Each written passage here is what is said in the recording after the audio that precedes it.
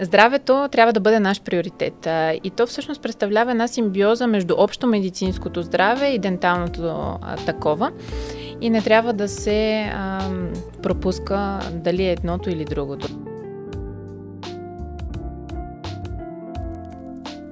Ползваме съвременните технологии, това са интраоралните скенери, които ни дават възможността да имаме дигитална снимка и файл на зъбите на пациента в същата минута.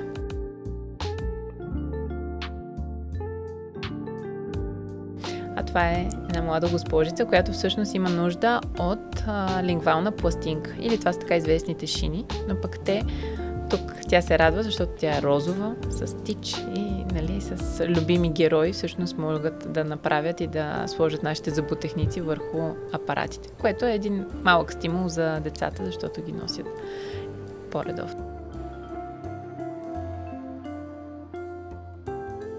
Представих ви доктор Вероника Василева, специалист, лекар по орална хирургия в дентална клиника Дамянов. Благодаря ви за вниманието и до нови срещи!